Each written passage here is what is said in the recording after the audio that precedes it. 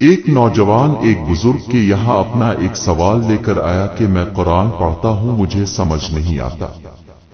جب سمجھ نہیں آتا تو پڑھنے کا کیا فائدہ؟ جواب میں بزرگ نے اسے سامنے موجود ایک بالٹی قریبی دریا سے بھر کر لانے کا کہا۔ وہ شخص حیرانگی سے اٹھا اور بالٹی اٹھائی، اس میں تو کچھ کوئلے ہیں، وہ پھینک دوں؟ شخص نے استفسار کیا۔ نہیں، ان کوئلوں کو بھی بیچ میں رہنے دو اور اسی طرح ساتھ والے دریا سے پانی لے آؤ۔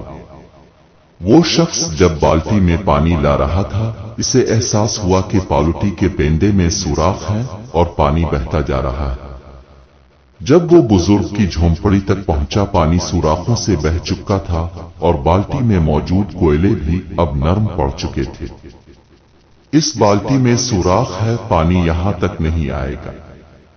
اس شخص نے بزرگ سے کہا، ایک بار پھر بالٹی بھر کر لاؤ۔ بزرگ نے اس کا سوال نظر انداز کیا اور حکم دیا۔ وہ شخص دوبارہ دریا پر گیا، نرم کوئلوں والی بالٹی میں پانی ڈالا، لیکن وہی دھات کے 3 پات۔ جھونپڑی تک پہنچتے پہنچتے پانی بالٹی سے نکل گیا اور بالٹی میں موجود کوئلے بھی اب پانی کی وجہ سے نہایت نرم پڑ گئے۔ بابا جی نے ایک بار پھر وہی حکم دیا۔ قریباً 5 بار بالٹی میں پانی جھونپڑی تک لانے کی ناکام کوشش کی گئی۔ اب سمجھتے کیوں نہیں ہے؟ اس بالٹی میں سوراخ ہے، پانی یہاں تک نہیں پہنچ سکتا۔ اب بار بار پانی لانے کا حکم دے رہے ہیں، پانی یہاں لا سکنا تو درکنار کوئلے بھی بہہ گئے ہیں۔ وہ شخص اب غصے میں آ گیا۔ دیکھو نوجوان، پانی بھی یہاں تک پہنچا اور بالٹی میں موجود کوئلے اور ان کی کالک بھی صاف ہو گئی۔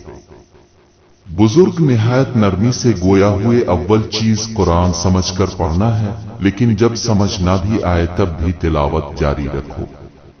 دل میں بے شک کلام نہ ٹھہرے، جیسے پانی بالٹی میں نہیں ٹھہرا، لیکن تمہارے دل کی کالک ضرور مٹا دے گا۔